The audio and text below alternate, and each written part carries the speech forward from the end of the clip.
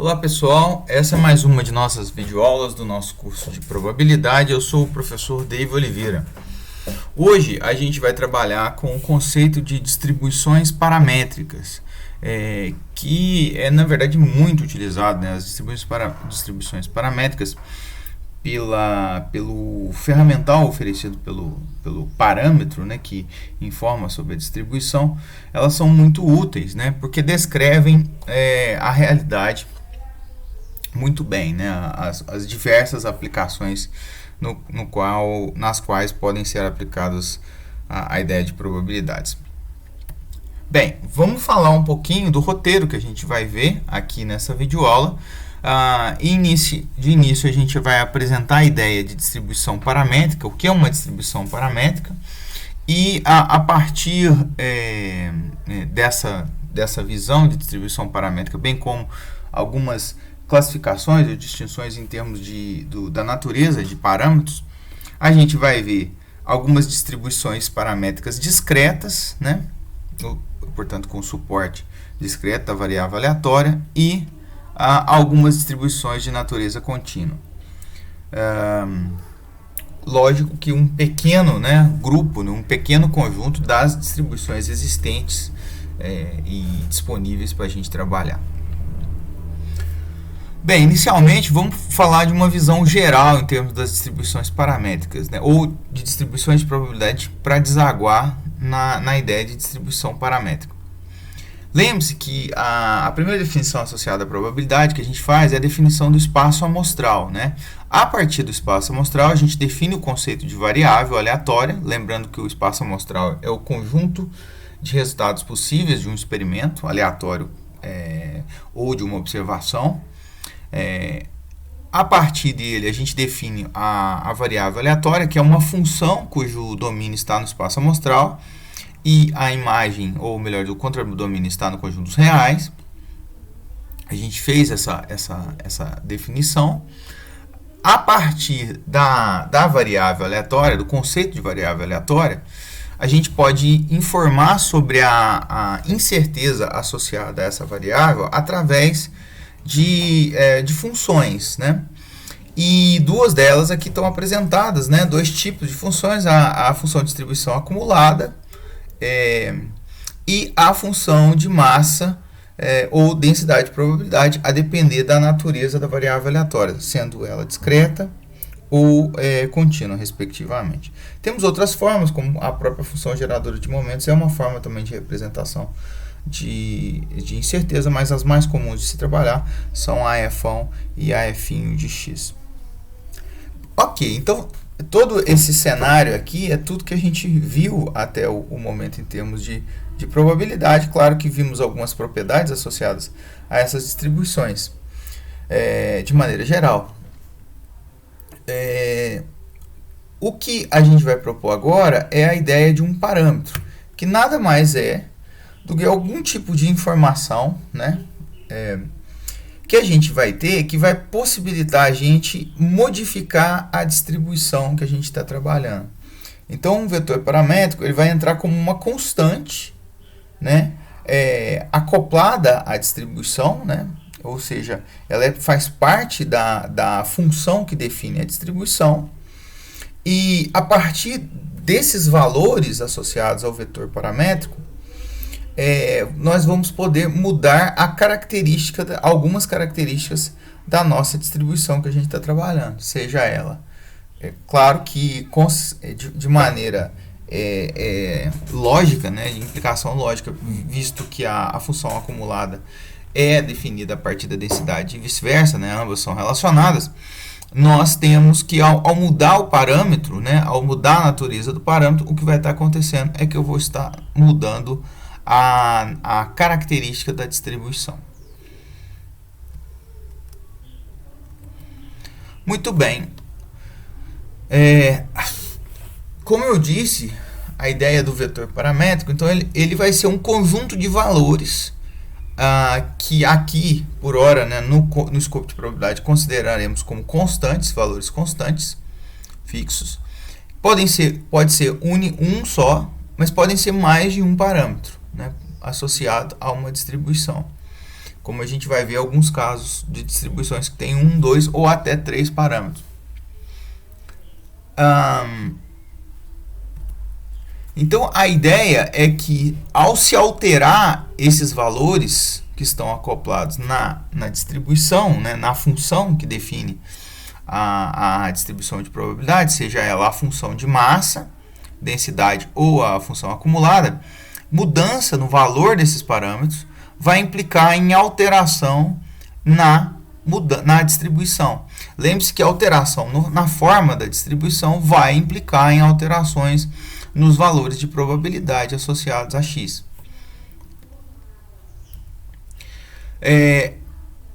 A gente pode fazer uma classificação dos parâmetros com relação à informação que ele vai controlar na nossa função de distribuição, seja ela densidade ou seja ela função de massa. A gente vai trabalhar aqui mais comumente com função de densidade, tá? Casos discretos. Na verdade, a gente vai ver casos discretos e casos contínuos, mas muitas vezes vou me referir à distribuição, sempre a gente vai estar falando de função probabilidade ou função densidade.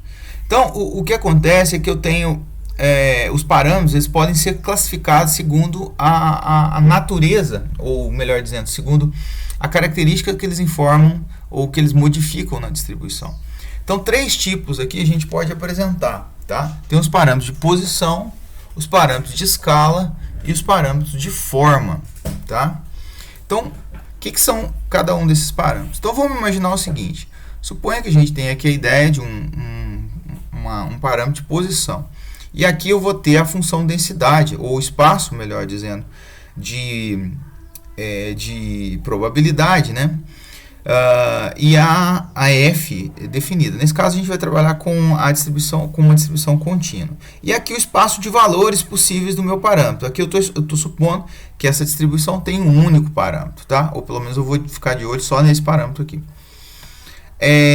Geralmente, parâmetros de posição, eles têm a característica de entrar na função numa forma de subtração em relação à variável aleatória. Então, se a gente tem dentro da função, da definição da função, uma expressão da forma ou x menos θ ou uma g de x menos θ, tá? Ou mesmo g de x menos g de θ também, a gente tem a presença de um parâmetro de posição que vai controlar a posição da distribuição. Bem, o que ele faz? Vamos imaginar que a gente tem a nossa função densidade e um valor aqui do parâmetro. Lembre-se que esse é um conjunto de valores que pode variar, né, no nosso parâmetro. O que vai acontecer é que à medida que eu alterar o valor do parâmetro, a distribuição vai se movimentar. Ela vai transladar ao longo do eixo. Ela não vai mudar nem a sua forma, né, nem a sua forma, que continua a mesma, nem a questão de escala, que a gente vai ver daqui a pouco, que diz respeito a uma concentração maior em um determinado ponto. Então, o que eu estou fazendo é simplesmente transladando ela à medida que o valor do parâmetro altera-se. Muito bem. E escala? Bem, parâmetros de escala, eles vão geralmente entrar na forma multiplicativa na distribuição. Então, ou você tem uma função de x multiplicada por θ, ou por uma função de θ, ou uma função uma função de x dividida por θ. Nesse caso aqui eu estou colocando dividido, podia ser multiplicado, mas é sempre um termo multiplicativo aqui, uma função de θ multiplicando a nossa variável, né, em questão, ou uma função da variável. O parâmetro de escala, o que ele vai alterar? À medida que eu altero o parâmetro de escala aqui, a distribuição ela vai sofrer um achatamento. Ela vai se concentrar em um determinado ponto ou se achatar, né? No inglês usa-se a expressão stretching, né? Você vai esticar a distribuição ou vai concentrar ela em um determinado ponto. Que é o que acontece. À medida que o θ vai modificando, eu estou concentrando a distribuição num determinado ponto. O que eu estou fazendo é alterando a escala da distribuição. Muitas vezes quando estamos no Google Maps, né, ou em alguma ferramenta gráfica de mapas interativos, a gente faz isso, a gente muda a escala, né, o padrão de visualização.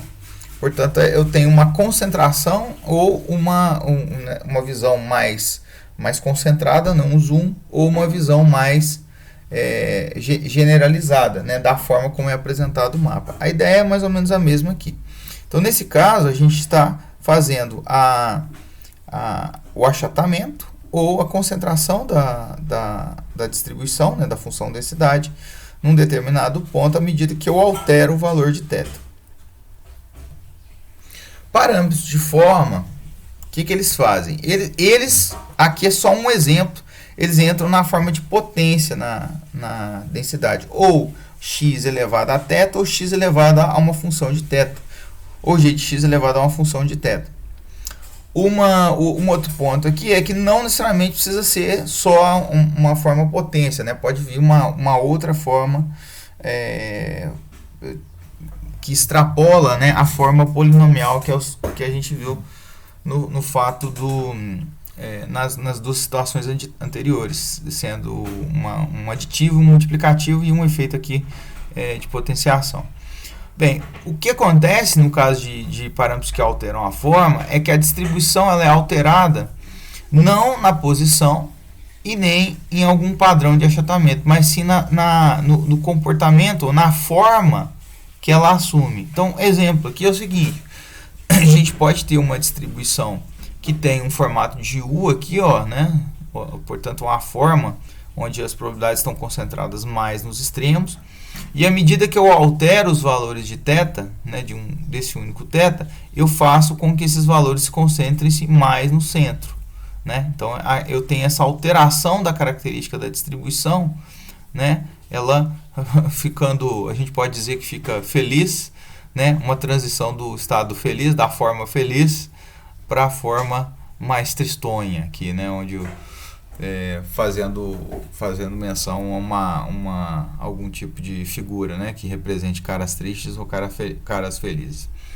Então, existem alguns parâmetros, né, ou existem algumas distribuições que têm parâmetros que controlam a forma. Algumas distribuições têm parâmetros que controlam simultaneamente forma, tá?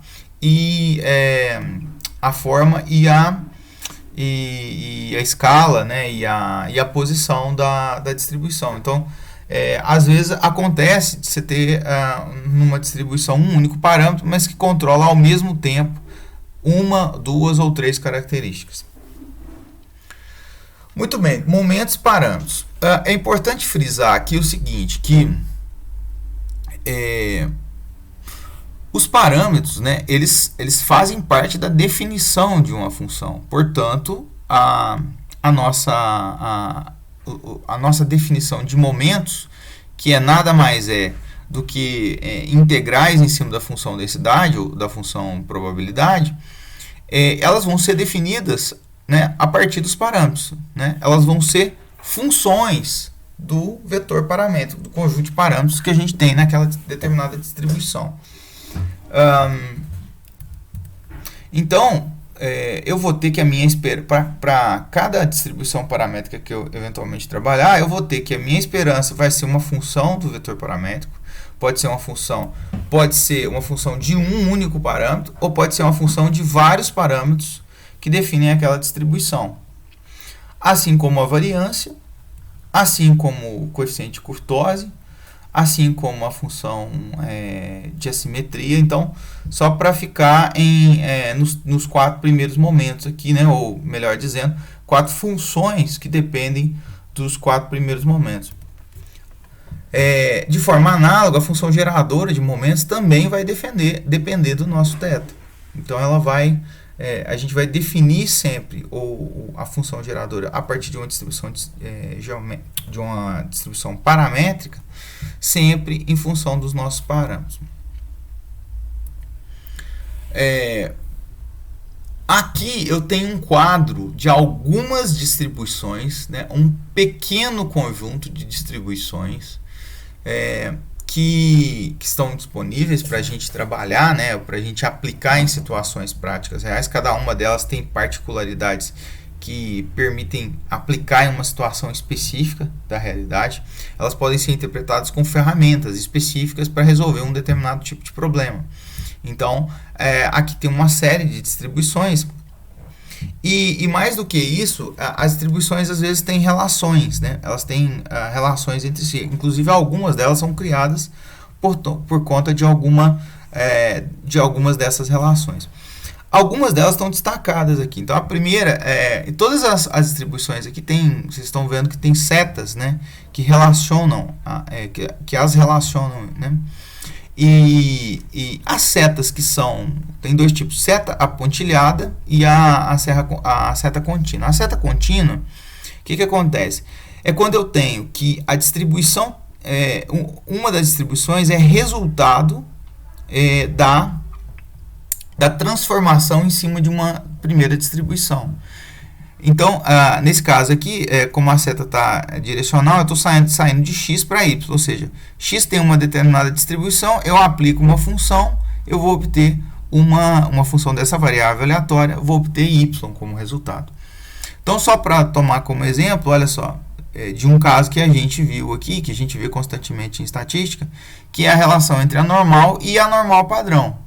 Lembre-se que a normal é uma distribuição genérica, né, que tem parâmetros mi e sigma genéricos.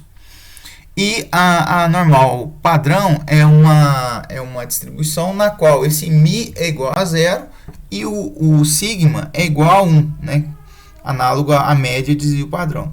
E a distribuição normal padrão ela é obtida a partir da chamada normalização de uma variável normal, né? Ou padronização de uma variável normal, que é o quê? É eu pegar uma variável, substituir, né? Fazer uma transformação da forma x menos mi dividido por sigma, né? Então, eu vou obter a normal padrão. Consequentemente, se eu fizer a operação inversa, né? A transformação inversa, que é possível aqui de obter, eu vou obter a distribuição normal, genérica, como resultante. Nas linhas pontilhadas, acontece um pouquinho diferente. Eu vou ter uma chamada aproximação. O que vai acontecer na aproximação é que, à medida que eu faço com que os valores paramétricos tendam a um determinado, ou o parâmetro, né, tenda a um determinado conjunto de valores, eu vou ter que a minha f de x, né, a distribuição aqui associada, vai se aproximar infinitamente de uma distribuição y aqui resultante. Então, um exemplo. A binomial, né, que é uma distribuição muito comum também, a gente vai revisitar ela aqui durante a aula, mas é uma distribuição também de aplicação muito comum em estatística básica, né, apresentada na maioria dos cursos de estatística elementar, essa distribuição é apresentada. Quando ela tem valores paramétricos do n e do p, o n tendendo a infinito e o p tendendo a um valor que estabiliza a esperança, né, fazendo com que o np seja um valor relativamente pequeno. Desculpe, deixa eu corrigir aqui. O p igual a 0,5, tá? Nesse caso, o 0,5 é a melhor aproximação. Quando esses valores se aproximam, os valores dos parâmetros se aproximam desse valor que eu citei, o infinito e o 0,5, o que vai acontecer é que a distribuição binomial vai se aproximar infinitamente de uma distribuição normal. Então, eu posso usar uma normal para modelar um problema que, em tese, seria binomial, mas os parâmetros vão permitir, né, ou vão permitir que eu use como aproximação anormal. Todas as variáveis que têm relações pontilhadas aqui, tem situações dessa natureza, que podem ser aproximadas. Então, por exemplo, a binomial pode ser aproximada pela Poisson, a Poisson pode ser aproximada pela normal, a beta pode ser aproximada pela normal, a gama pode ser aproximada pela normal e em várias outras situações aqui. É importante frisar que cada uma dessas distribuições, como eu disse, tem especificidades, né? Mas muitas vezes, por mais que tenhamos uma especificidade, às vezes compensa se trabalhar com a aproximação, principalmente pela normal. O que faz da distribuição normal ser uma distribuição muito comum, muito popular, é justamente vários casos onde assintoticamente a gente pode aproximar outros tipos de problema usando a distribuição normal.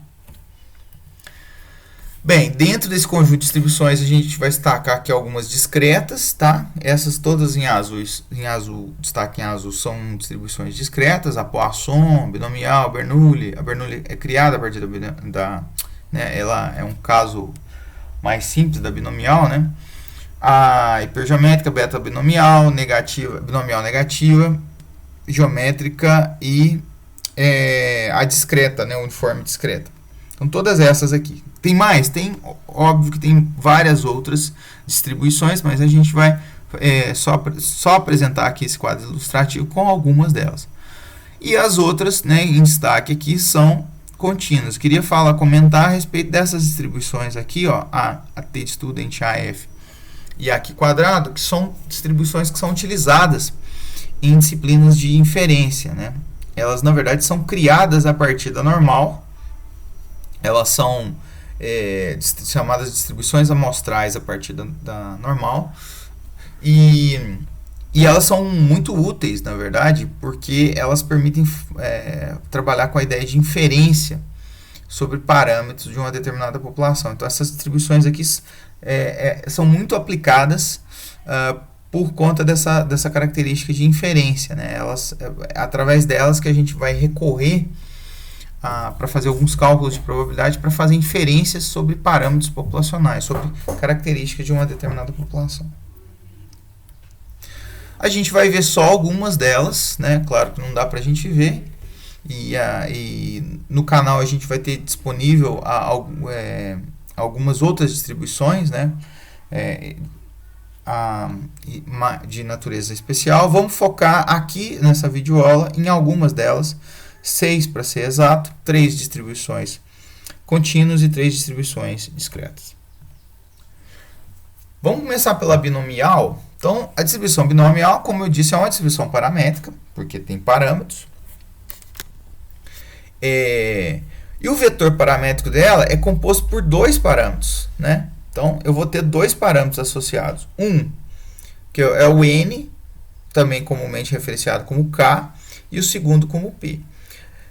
Só uma observação, os parâmetros sempre têm restrições, tá? Eles sempre vão ter um conjunto de valores possíveis que eles podem assumir. No caso da distribuição binomial, o parâmetro n ele pode assumir valores naturais e o parâmetro p pode assumir valores entre 0 e 1. O p descreve uma probabilidade e o n descreve uma sequência de testes, né? um número de testes.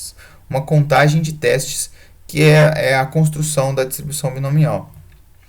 Aqui eu tenho a função probabilidade, visto que ou massa de probabilidade, visto que ela é uma distribuição discreta. Portanto, eu vou ter a probabilidade de x, da variável aleatória x assumir um valor, vai depender de n e p, além do x, claro. De que forma? Na forma dessa expressão. Então, vai ser uma combinação nx a x vezes p elevado a x vezes 1 menos p elevado a n menos x. Lembrando que o suporte, né, para destacar a variável aleatória é discreta, portanto, o suporte dela está delimitado nesse conjunto aqui, que é um conjunto discreto. Então, os valores possíveis de x vai ser 0, 1, 2, 3, 4, 5, até o valor de n. Como eu comentei, nas distribuições paramétricas, eu tenho que os momentos sempre são funções dos parâmetros. No caso, aqui não é diferente na distribuição binomial. A esperança de x é np, a variância de x vai ser np vezes 1 menos p, né? Então, depende do parâmetro.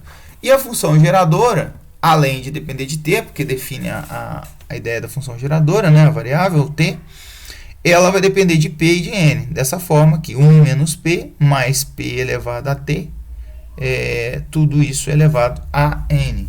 Lembre-se que a função geradora, a partir dela eu posso conseguir qualquer um dos momentos, né, através de uma derivação. Vamos ver uma aplicação da distribuição binomial aqui, tá? Para trabalhar com a distribuição binomial, eu escolhi trabalhar um exemplo aqui do Enem, né, que visto a popularidade, né, do Enem, principalmente em alunos, alunos que estão na universidade, porque passaram por processo seletivo e, consequentemente, fizeram o Enem. E o Enem, a sistemática de avaliação do Enem, principalmente a de correção das provas, ele tem como elemento central a teoria de resposta ao item, que é uma teoria, né, que é baseada na ideia de probabilidade e na qual a distribuição binomial pode ser usada, na verdade ela é usada para a construção das notas. Para ser mais específico, é um modelo de regressão, né? É um tema que está fora do escopo aqui do curso de probabilidade, mas que tem como elemento central básico a ideia de probabilidade. Então, como é que funciona a TRI? Eu tenho uma questão, né? Então o Enem é um conjunto de questões que os alunos resolvem, e nas questões, que são chamadas de itens, por isso o termo teoria de resposta ao item, então essa nomenclatura do item, e elas têm um número de alternativas. Nesse caso, então, eu tenho um item com 5 alternativas, das quais uma das alternativas está correta. Eu tenho, naturalmente, uma probabilidade de acerto do item. Então, eu tenho, dado um aluno qualquer, eu tenho uma probabilidade desse aluno responder a questão corretamente. Agora, é importante frisar que as notas do Enem, elas são calculadas com base nessa probabilidade de acerto do item. E melhor, mais do que isso, na modelagem dessa probabilidade. Então, pergunta, como que são calculadas as notas no Enem, né? Visto que elas não são, todas as questões, elas não têm o mesmo peso de influência. E é isso que a gente utiliza como base para a construção das notas. O que vai acontecer, então, é que essa probabilidade de acerto vai interferir no como são calculadas as notas, ou na nota por si só. Então, eu vou começar pelo seguinte, vamos supor que essa probabilidade de acerto ela seja função de duas informações, que são a dificuldade da questão e a habilidade. É muito razoável pensar isso. Questões mais difíceis, a probabilidade de acerto vai ser menor. Questões mais fáceis, a probabilidade de acerto vai ser maior. Ao passo que também eu tenho definido a ideia da habilidade do aluno, que é, se um aluno tem uma maior habilidade, uma competência para responder aquela questão, a tendência é que essa probabilidade suba, né, de responder corretamente ao item.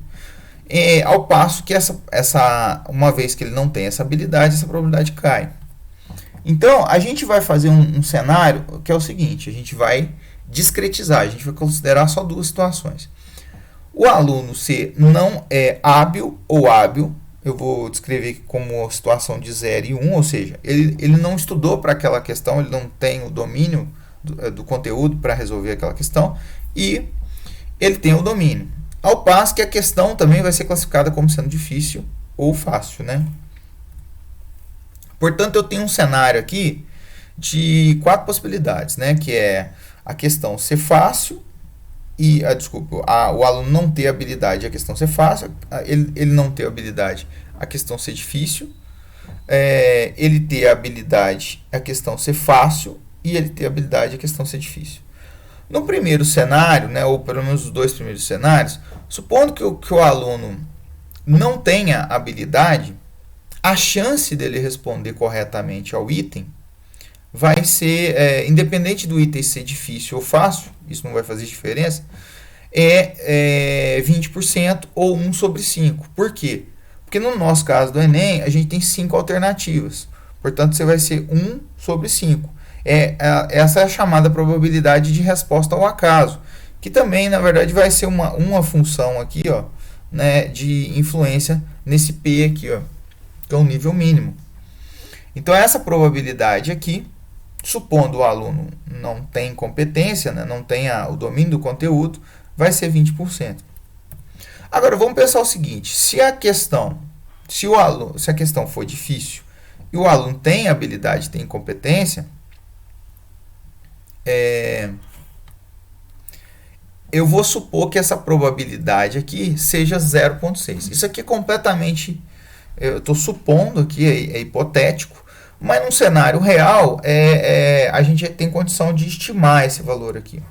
Então, supondo que a questão seja difícil e o aluno tenha competência, essa probabilidade é 0,6.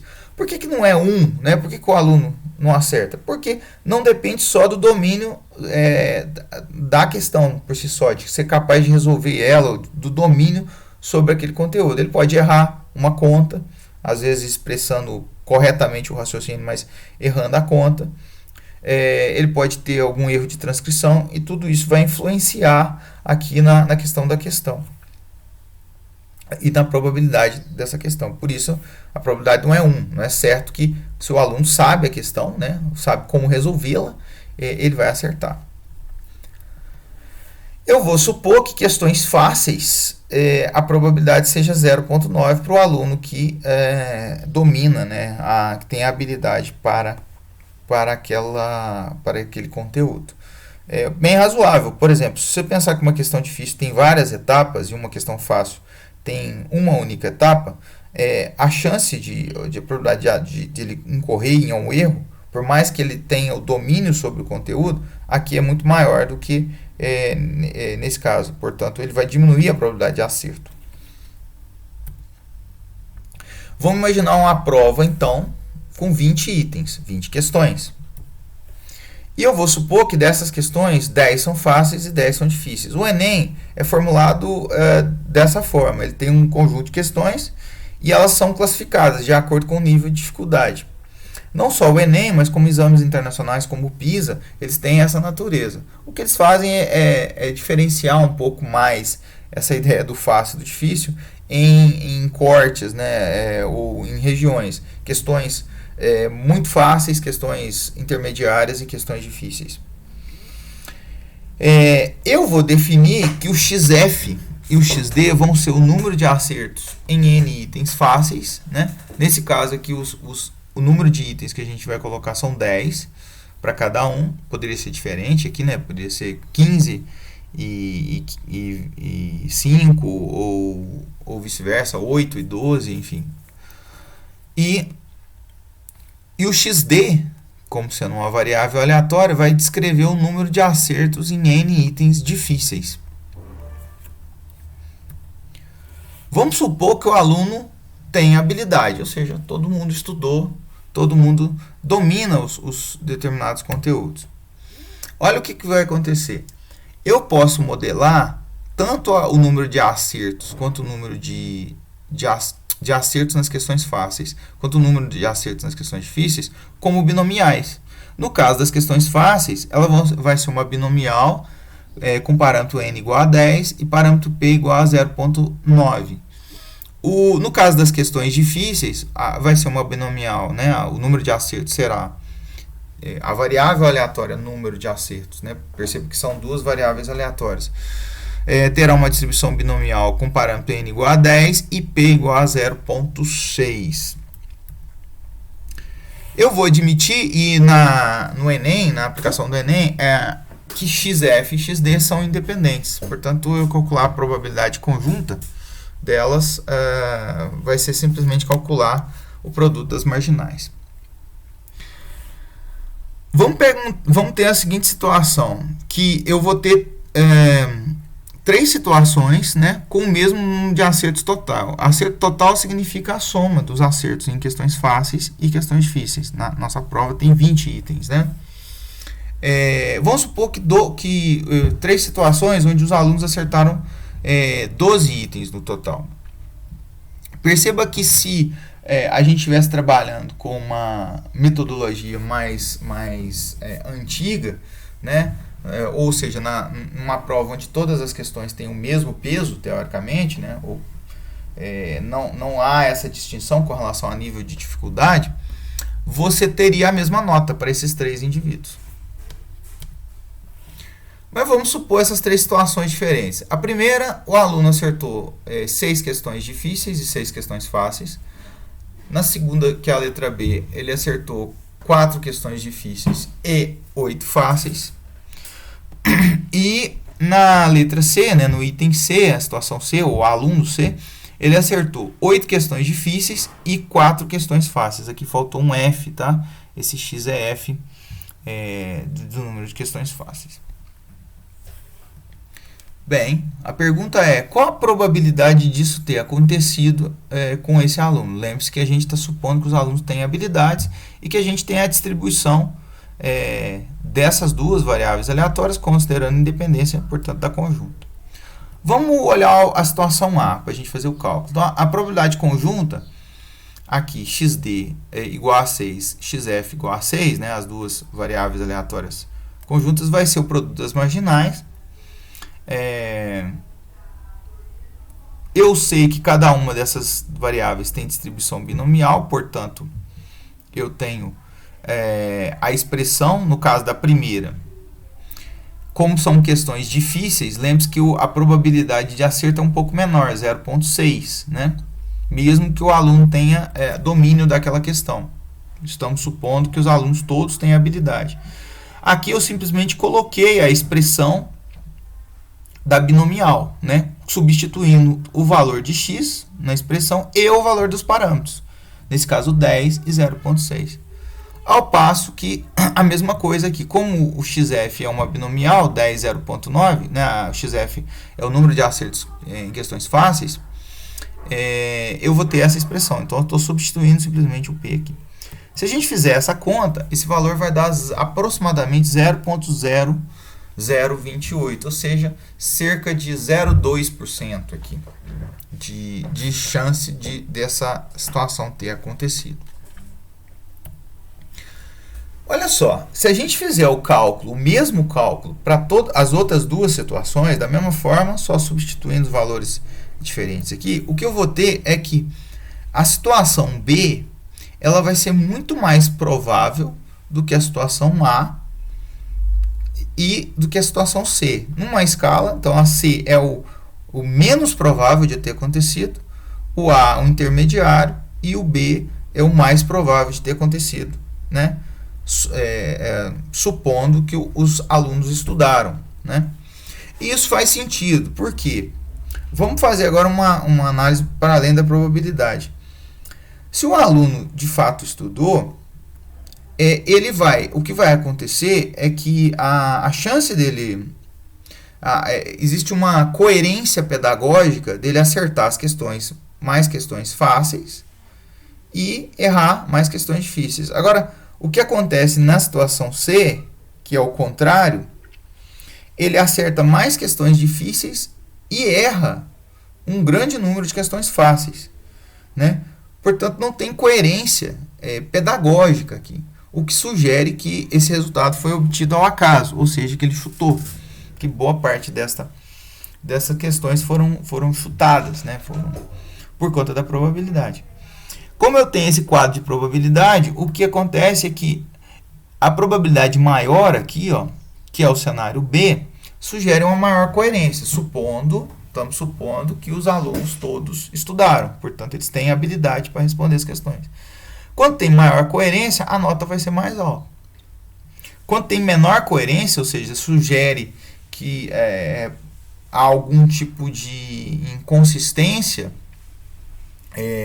no sentido de considerar principalmente que ele tenha estudado, né, que ele tenha habilidade, né, estudado, nesse caso não é muito correto falar, mas que ele tenha as habilidades para resolver as questões e que as respostas foram ao acaso, portanto a nota vai ser diminuída. E a nota vai ser intermediária, né, se a gente considerar só essas três situações, a nota seria intermediária, porque a probabilidade aqui é intermediária entre as três situações. Muito bem, passamos agora à distribuição Poisson, tá? A distribuição Poisson, também com uma distribuição paramétrica, agora essa só tem um parâmetro só, ao invés de dois como a binomial.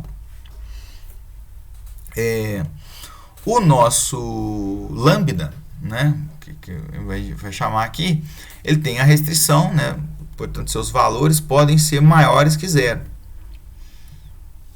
Aqui está dada a função de probabilidade, é uma distribuição discreta, tá? E o conjunto de valores possíveis dela está sobre os naturais. Perceba a diferença em relação à binomial. A binomial, ela vai só até n, onde o n é especificado. Aqui, ó, conjunto de valores possíveis de x, no caso de uma distribuição Poisson, ele cresce infinitamente dentro do conjunto dos naturais. Ele cresce, né, na sequência 0, 1, 2, 3, e não há uma limitação. A função densidade, como eu disse, para todas as distribuições paramétricas, ela depende do parâmetro, né? Nesse caso, o parâmetro está entrando numa forma pouco usual aqui, né? Porque ele entra não num termo multiplicativo, ele entra com uma potência, né? Mas ele vai controlar simultaneamente tanto algumas características de características de escala quanto de forma, de escala quanto de posição. A esperança de x, como é uma função do parâmetro, nesse caso aqui vai ser lambda, ela pode ser obtida simplesmente pelo somatório, né? Se a gente proceder aqui o somatório da expressão x vezes a probabilidade de x, a gente vai obter, para todos os valores possíveis, né, de x, a gente vai obter a esperança dessa distribuição, ao passo que a variância é igual à esperança, nesse caso, ou seja, a esperança e a variância são iguais, até o que sugere que tanto o parâmetro de posição quanto de escala vai ser controlado pelo parâmetro lambda. Então, é um parâmetro controlando as duas características simultaneamente. A função geradora de momentos, ela é dada por essa expressão, e elevado a lambda, e elevado a t menos 1 aqui. Vamos ver uma aplicação da distribuição Poisson que ela geralmente lida com eventos, contagem de eventos em uma fração, uma determinada fração. Essa fração pode ser uma fração de tempo, pode ser uma fração de espaço, entre outras situações práticas que você pode aplicar a distribuição Poisson. Então, nesse caso aqui, o trânsito é uma ideia, e especificamente o pedágio, é uma situação que a distribuição Poisson é muito utilizada. Por que que acontece? Porque se a gente pensar num pedágio, o que acontece é que eu tenho a ocorrência de eventos, e no caso, os eventos aqui são as chegadas dos carros, né, na praça de pedágio, e eu tenho sempre um fluxo, né, que na verdade é a relação entre o número de chegadas dado uma fração de tempo, né, sobre uma fração de tempo. Aqui tem os pedágios, né, as praças de pedágio da Fernão Dias, né, pelo menos no trecho de Belo Horizonte a São Paulo, cerca de 570 quilômetros, né, e naturalmente eu tenho um fluxo. E eu tenho pontos que são maior fluxo e tem menor fluxo, né? E esse fluxo, a gente pode mensurar probabilidades desses fluxos aumentarem ou diminuírem através da aplicação da Poisson. Alguns problemas reais ligados a essa aplicação que eu posso resolver. Por exemplo, como planejar a logística de praças, de pedágio. Como que eu defino quantas praças eu vou ter ou quantas praças utilizar, porque em alguns sistemas de pedágio a gente tem as praças, elas podem ter mobilidade em termos de sentido da via. Então eu posso ter vias, eu posso ter a mobilidade trocada, né? O sentido Belo Horizonte-São Paulo tem um fluxo maior, eu posso trocar algumas pistas e converter algumas praças para cobrar nesse fluxo. Questão de expectativa de arrecadação, valores de arrecadação também, principalmente por tempo aqui, e questão de gasto, de manutenção, tudo isso aqui depende de fluxo, tudo isso vai estar ligado ao fluxo, né? Que que eu coloco como uma solução, na verdade, estão ligados esses problemas à mensuração do fluxo, né? Mensurar o fluxo impacta na resolução, em responder essas perguntas, e essa mensuração é feita de maneira probabilística, porque é óbvio que o fluxo de carros não é uma função determinística, eu não sei exatamente quantos carros vão passar num determinado período de tempo, futuro principalmente, portanto envolve-se probabilidade. O fluxo aqui, nesse caso, a gente vai definir como sendo o número de veículos por minuto, tá? Podia ser por hora, enfim, essa fração aqui, ela pode ser convertida. Inclusive a gente tem a própria relação da própria Poisson, né? Se a gente fizer alguma alteração na variável aleatória Poisson, a gente tem principalmente uma alteração de multiplicação, a gente tem como resultante a própria Poisson, né? Como resultante na variável aleatória, uma transformação. E é aleatório, né? Como eu disse, esse valor a futuro, principalmente, né? Ele vai ser aleatório. A gente não sabe o que vai acontecer, mas a gente consegue, com bastante razoável, dado uma distribuição de probabilidade associada a esse evento, mensurar, né? Todos esses eventos em termos de probabilidade. Ok, se o fluxo é uma variável aleatória, né? Eu vou chamar essa variável aleatória de x, por uma questão de nomenclatura. Perceba que o fluxo aqui, ele aqui essa variável aleatória, ela tem uma característica que é natural, né? Os valores possíveis dessa variável aleatória é natural. Por quê? Pensa o seguinte: em um minuto pode não passar nenhum carro. Pode passar um carro. Pode passar 2 carros. Pode passar 3 carros. E assim por diante. 4, 5, 6, 7, 8. Não há uma limitação teórica, né? Ao assumir então esse suporte para essa variável, eu posso dizer que essa pode ser utilizada a distribuição Poisson para modelar essa variável aleatória com um parâmetro lambda. Esse parâmetro lambda, ele vai estar relacionado à taxa de ocorrência do evento. Então é importante dizer o seguinte: o parâmetro lambda, ele pode variar, ele é maior que zero e ele varia numa escala contínua, tá? Mas os valores da variável aleatória x, eles na verdade são naturais só. Exemplo, eu posso ter uma taxa de 2,5 veículos por minuto, né? Mas o que eu vou observar é ou 0 veículo, 1 veículo, 2 veículos ou 3 veículos por minuto, né? Que eu posso observar de valores sobre essa variável. Ok, então vamos fazer um exercício aqui. Supondo lambda igual a 2, então eu estou supondo que a taxa de veículos é de 2 veículos por minuto. Podia ser 2,5, podia ser 3,7, podia ser qualquer valor aqui, assumindo que ele seja positivo. E eu tenho uma praça com 4 pontos de cobrança, 4 pedágios, tá? Num sentido só.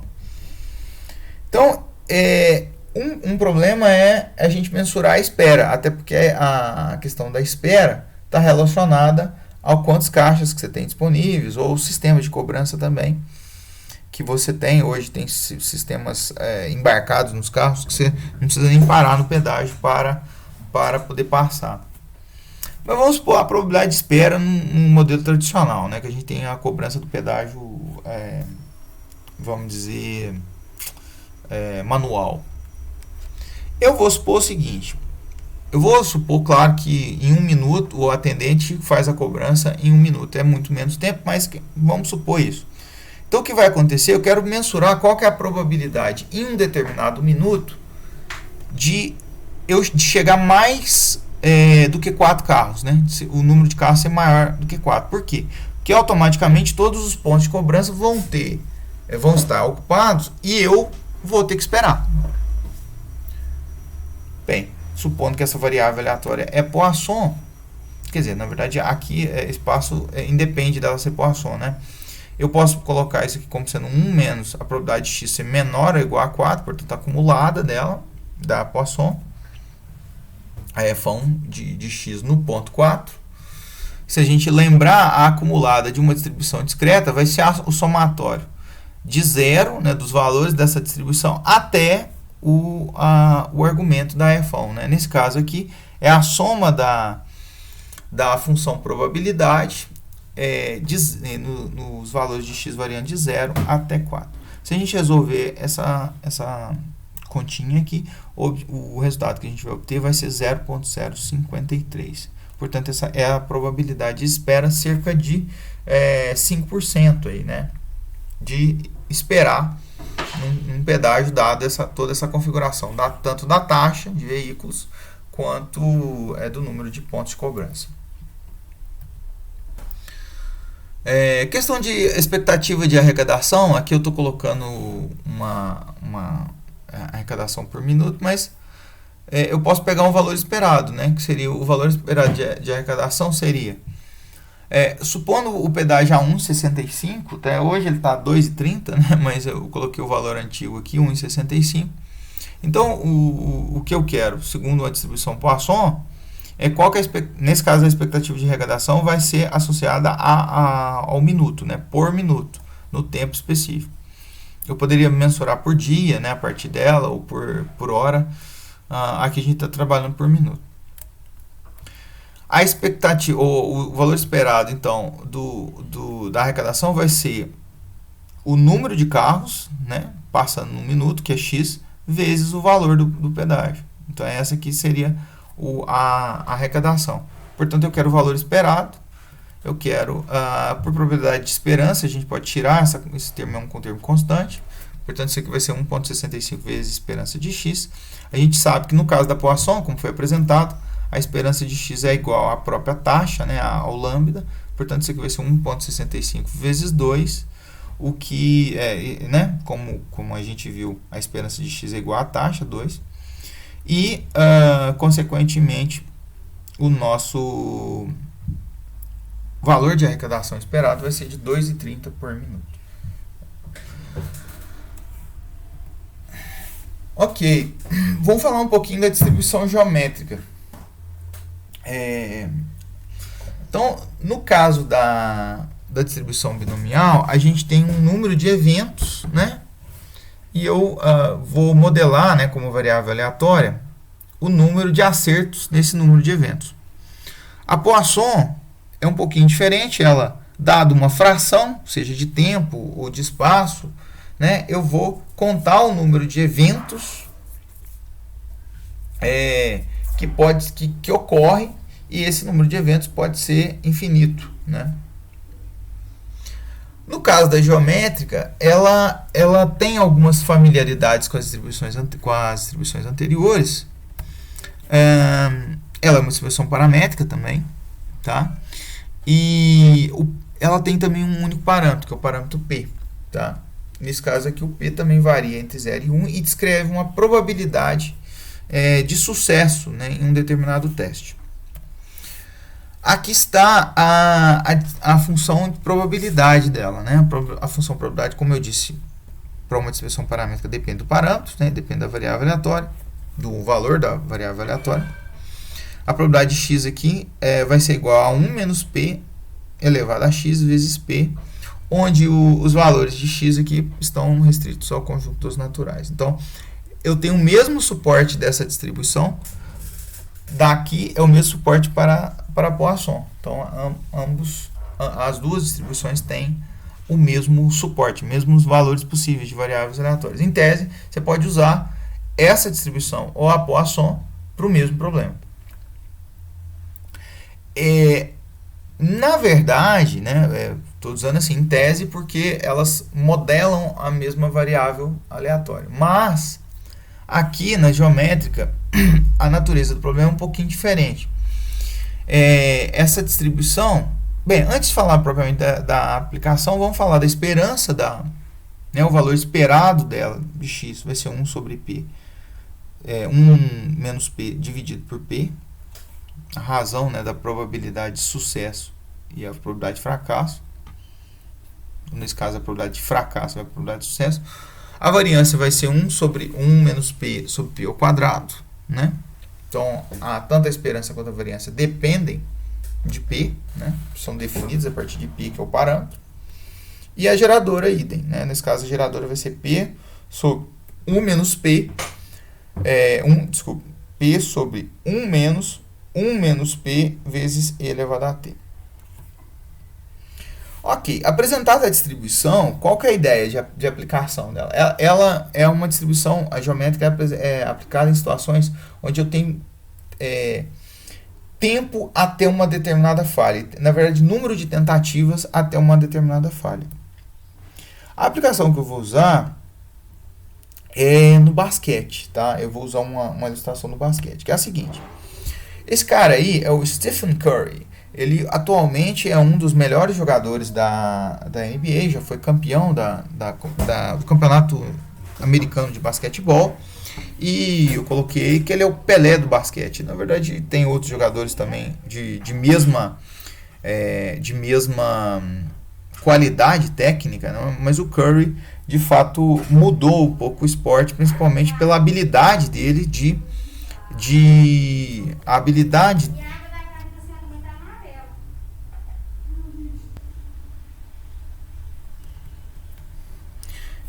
a sua habilidade em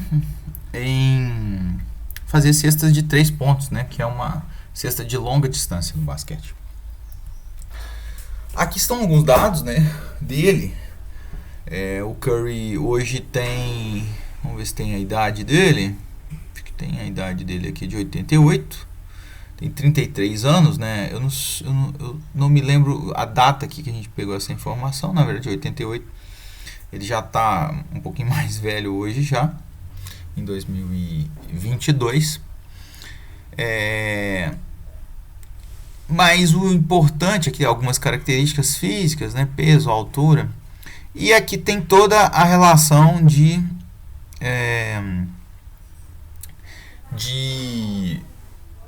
dados, né, sobre o desempenho dele, tanto na carreira toda, desde quando ele começou a jogar na NBA até a temporada 2021-2022, que seria a última temporada. Eu atento aqui a essa estatística que é eles chamam de field goal tree, né? Nesse caso de 3 pontos, né? O percentual de acertos de 3 pontos. Então ele tem um percentual na carreira e o percentual na temporada estava ruim, né? Nesta temporada, a essa altura do campeonato. Mas essa estatística aqui é a probabilidade de o Curry acertar numa partida, obviamente, né, não em condições de treino, onde ele só arremessa, mas com marcação, com toda, né, a dinâmica de jogo, a probabilidade de acerto, né? Então eu vou olhar para essa probabilidade. Por quê? Curry é um dos recordistas com relação a pontuação, vários itens da NBA, ele é um dos recordistas, né? Mas um que ele não tem recorde é o de arremessos sucessivos. Então vamos pensar o seguinte. Vamos supor X como sendo uma variável de número de arremessos numa partida, né? Óbvio, né? Em condições de marcação, o número de arremessos até ele obter o primeiro erro. Então o que você vai fazer olhar para o Curry e toda vez que ele arremessar, anotar o resultado. Se ele acertar, a gente continua anotando até que ele obtenha um primeiro erro. Aí a gente para e anota a variável X. Portanto, essa variável X, ela pode ser o quê? Se ele arremessou e errou o primeiro lance que ele teve, essa variável X é 0, né? Porque ele não conseguiu nenhum arremesso seguido, né, de acerto. Ao passo que se ele acertou o primeiro e errou o segundo, a variável X é 1. Se ele acertou os 2 primeiros, né, e errou o terceiro, a variável aqui X é 3. E ela pode continuar. 4, 5, 6 e assim por diante. Essa variável, com essa natureza, tem uma distribuição geométrica, né? Porque eu tenho o número de tentativas até obter uma falha. Nesse caso, a falha se configura no erro, mas poderia ser outras situações. Por exemplo, algum material submetido a um estresse, bem como outras aplicações na área de qualidade também a geométrica pode ser aplicada. Existe um recorde na NBA que é o número de lances seguidos de 3. Significa o seguinte, que aqueles lances que eu botei ali, esses 3 jogadores, o Terry Mills, o Brent Price e o Shake Milton, que é mais recente, os 2 anteriores são jogadores mais velhos, eles têm um recorde de 13 lances seguidos de 3 acertados. Então eles pegaram num jogo, começaram, primeiro lance, acertou 3. Segundo lance, 3. Terceiro lance, quarto lance, quinto lance, até chegar em 13. Quando chegou no 14º arremesso, eles erraram. Inclusive, esses vídeos devem ter na NBA documentando esses recordes. A pergunta que eu vou fazer é o seguinte: vamos botar o Curry para brigar por esse recorde, né? Dado o percentual que ele tem de acerto de 3 pontos na carreira, qual que seria a probabilidade dele bater esse recorde desses 3 jogadores? De 13 arremessos seguidos, de acerto 13 arremessos seguidos. Bem, aqui eu coloquei maior ou igual a 14, né? Para ele bater o recorde mesmo, bater todos eles, tem que ser maior ou igual a 14. Se ele quisesse igualar, seria maior, seria igual a 13, né? Seria simplesmente igualar. Nesse caso aqui a gente está querendo que ele bata mesmo, que ele tome o recorde para si. Para fazer isso, a probabilidade disso acontecer seria a probabilidade do X ser maior ou igual a 14. Ou seja, se ele acertar 14 lances seguidos ou mais, ele bateria o recorde. Bem, 14 lances seguidos equivale a 1 menos a probabilidade de X ser menor ou igual a 14, propriedade de probabilidade, né, complemento aqui. No caso, como a distribuição aqui é discreta, isso é importante, menor ou igual a 14 equivale a menor que 14, né, não tem o igual aqui, equivale a menor ou igual a 13. Que é a F1 de 13, né, a F1 de X de 13, para o caso da distribuição geométrica. Então, basta agora eu explicitar a função acumulada, nesse caso vai ser um somatório, né, da função probabilidade, de massa de probabilidade, no valor de x variando de 0 até 13. A probabilidade dele fazer menos do que 13, né? Ou chegar a 13 lances livres ou menor do que isso. Desculpe, 13 lances de 3. O complemento disso, né, 1 menos essa massa que vai dar a probabilidade que a gente está querendo. Aqui eu simplesmente coloquei os valores de P aqui, né, considerando a probabilidade de acerto na carreira do Curry, que é 0,428, né, 42%.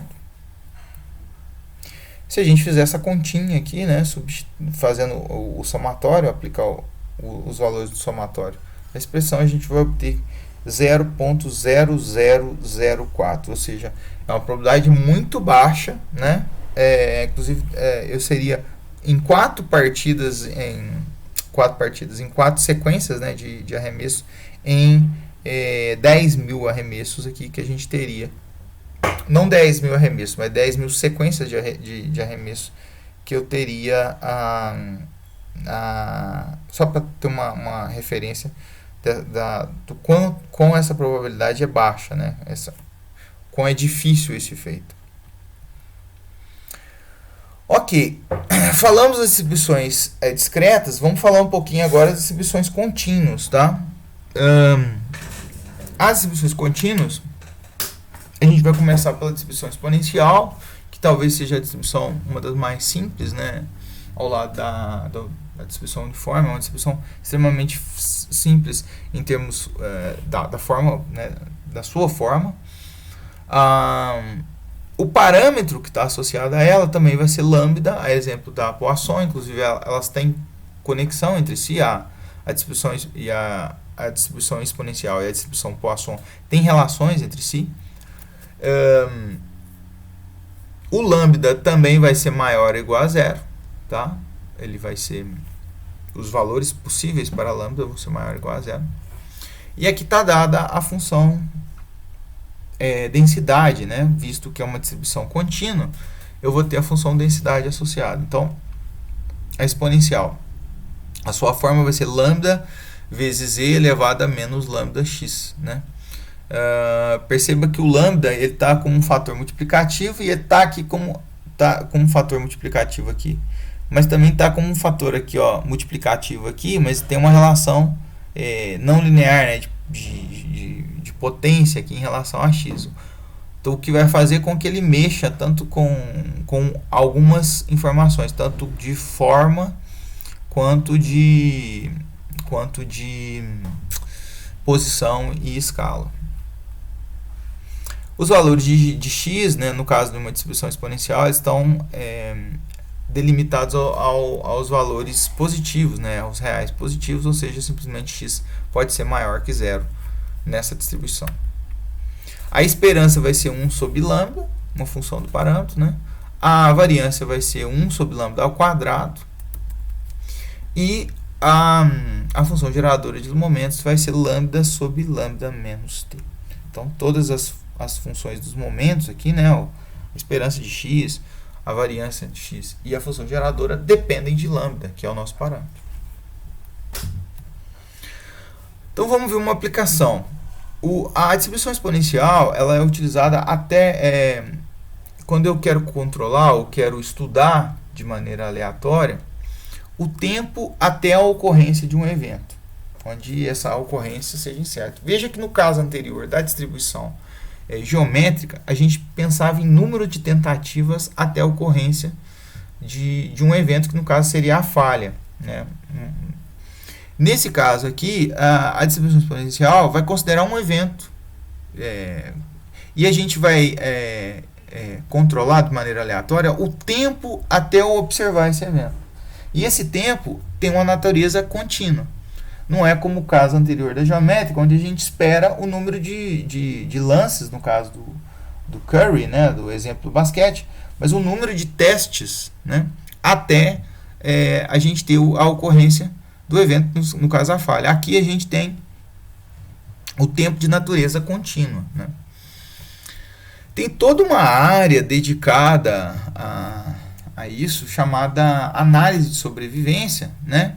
Cuja exponencial quase que a ferramenta mais elementar, né? Existem modelos muito mais complexos de sobrevivência, mas a distribuição exponencial é uma das ferramentas mais simples. Estou usando o exemplo aqui de um livro de um professor da UFMG, o professor Henrique Colosimo, e a professora Sueli Ruiz Jolo, que é um livro de análise de sobrevivência aplicada, onde tem várias situações reais, né, onde se aplica essa ideia de o tempo de vida. Nesse caso aqui, o evento que eu estou esperando seria a morte, né? Só que a morte em vários sentidos, não só a morte de um indivíduo, né, mas pode ser de uma planta, pode ser de uma peça, né, submetida não submetida a estresse, mas o tempo de validade, né, de um determinado produto e assim por diante. Então, como eu disse aqui, o controle de qualidade é inerente a essa aplicação do tempo de vida.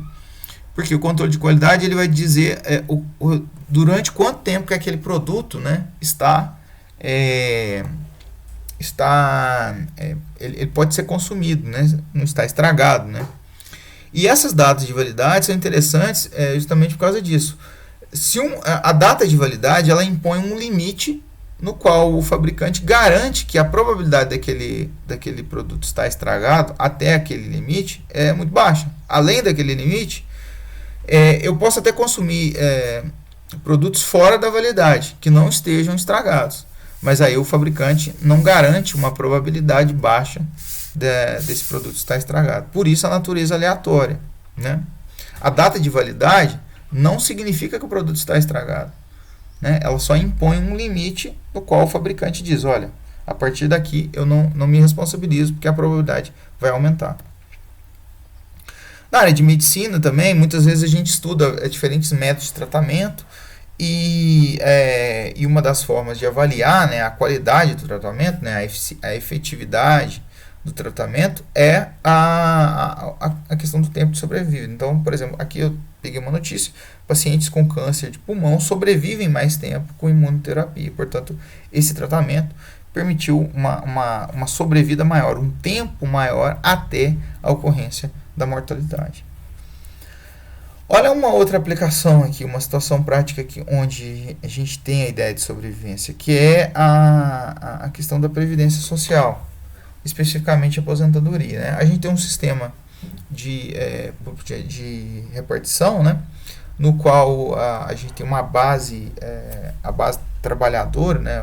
A base formal do país financia a base que está inativa, né? Os aposentados, e não só os aposentados, mas enfim, outras figuras, seguro de saúde, mas eu vou falar especificamente da aposentadoria. Então, o que acontece?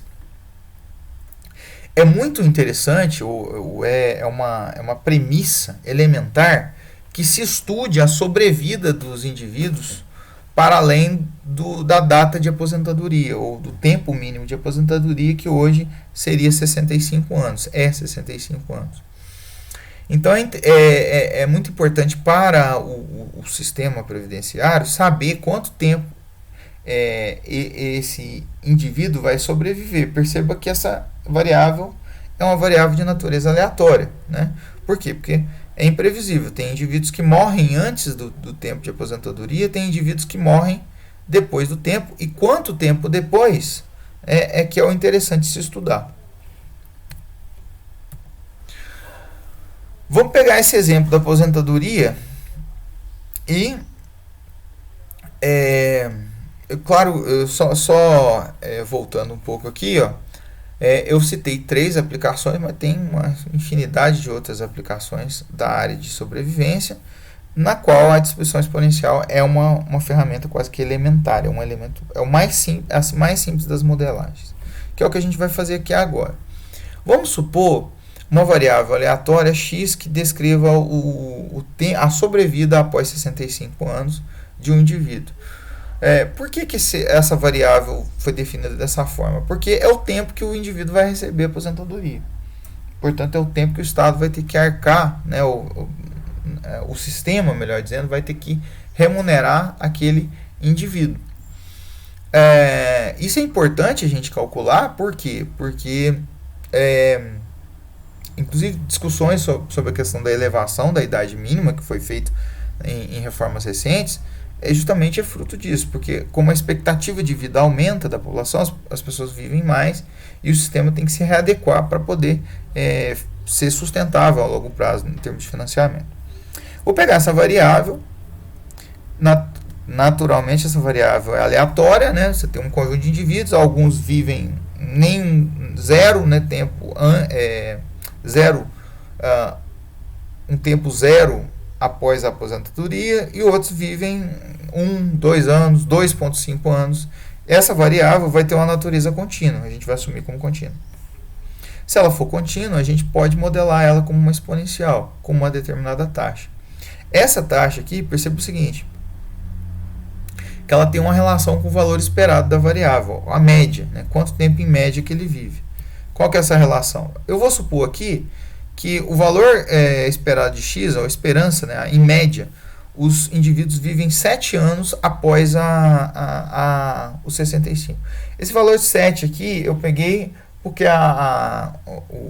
eu não sei o valor atualizado agora, mas esse valor da expectativa de vida é de cerca de 72 anos no Brasil. No exemplo, então, eu estou considerando que os indivíduos, em média, vivem 7 anos a mais do que o período de aposentadoria, que é a referência aqui. Se a esperança dessa variável é 7 e eu estou querendo usar como exponencial, eu tenho uma relação que a esperança na exponencial é 1 sobre lambda, né? Isso aqui, então, no caso da exponencial, é 1 sobre lambda. Se eu tenho essa igualdade, naturalmente, basta eu isolar aqui o lambda, eu vou ter que o lambda vai ser 1 sobre 7. Agora, eu posso calcular, por exemplo, a probabilidade do indivíduo viver mais de 10 anos, né, nessa distribuição. Essa probabilidade seria igual a 1 menos a probabilidade do indivíduo viver menos do que 10 anos, né? Os 10 aqui eu escolhi, né, poderia ser qualquer valor aqui, poderia ser calculado. Essa probabilidade seria 1 menos o Fão de 10 com o valor de lambda 1/7, como na configuração que a gente viu aí. O Fão, lembre-se que é a integral da função densidade.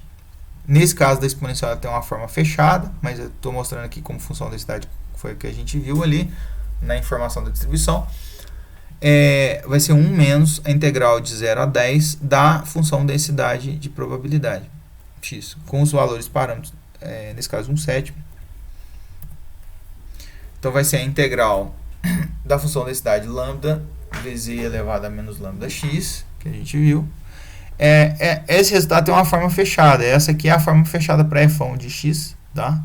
No caso da exponencial, aplicados os valores de 0 a 10. Se a gente aplicar aqui, lembrando que eu tenho que substituir o valor de lambda, né? Porque o lambda aqui é 1/7, para a gente ter o resultado da conta.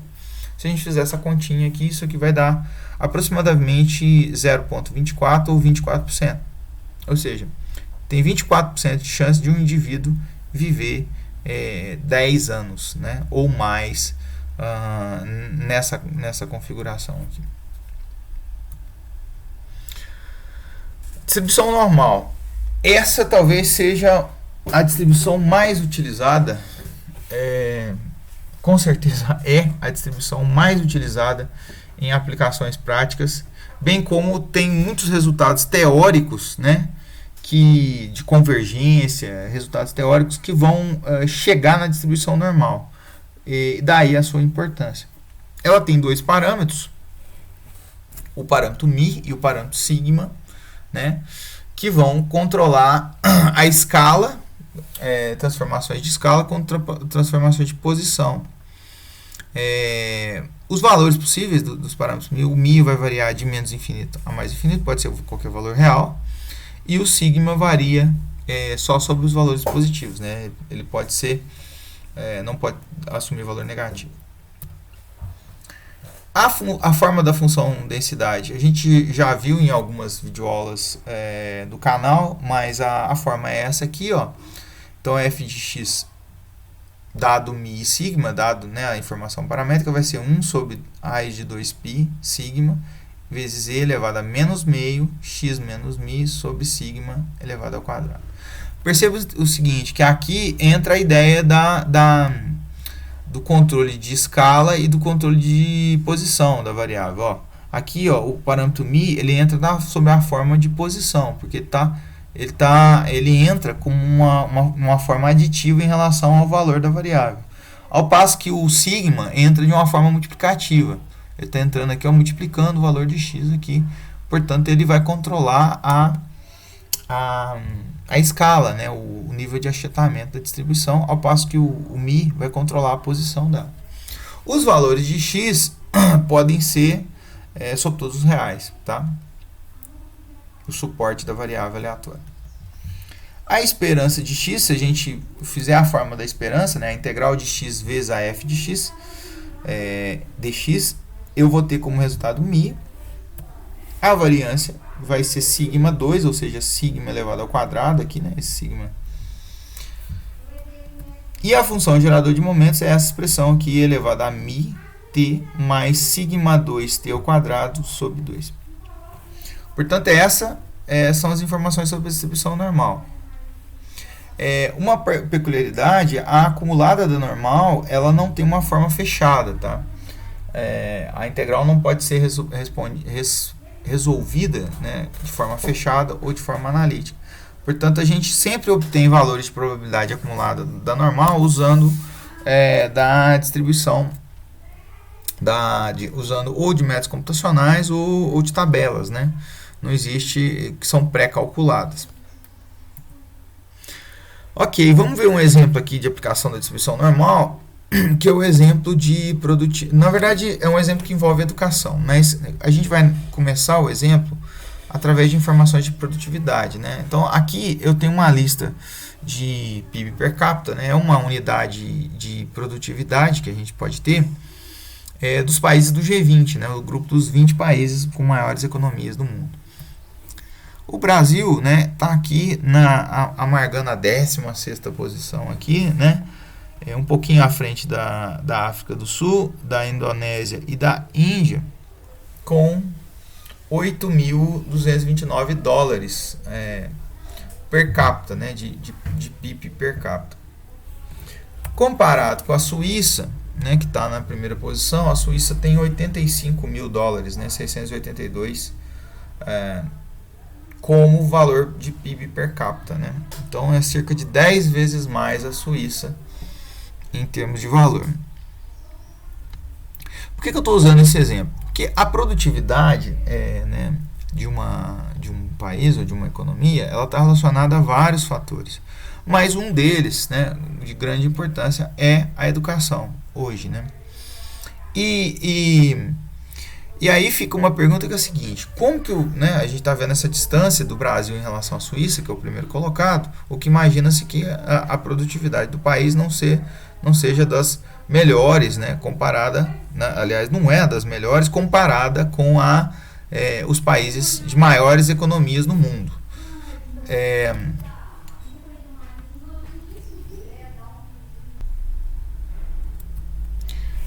Então, um dos parâmetros que estão envolvidos na produtividade é a educação, e uma pergunta que se faz é como que o Brasil está em termos de educação comparado globalmente, né? Porque isso é um fator, principalmente no longo prazo, é o fator que vai modificar vamos dizer, a situação relativa do país em relação ao mundo. Uma forma de fazer isso, que já é feita, né, é um exame internacional, que é o PISA. Né? O PISA faz a avaliação de algumas capacidades dos alunos, né, em diferentes estágios, justamente para se obter uma relação de comparação e evolução do próprio país, né?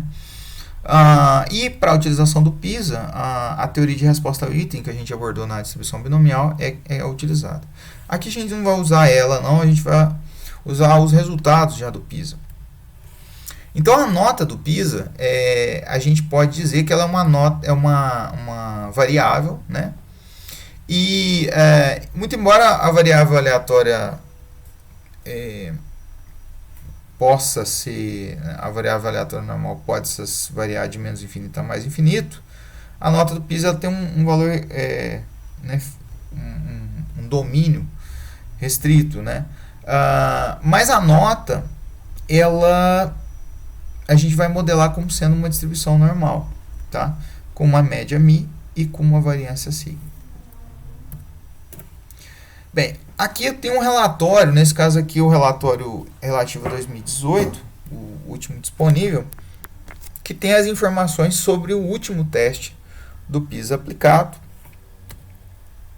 E nesse relatório, a gente foi buscar informação específica à matemática.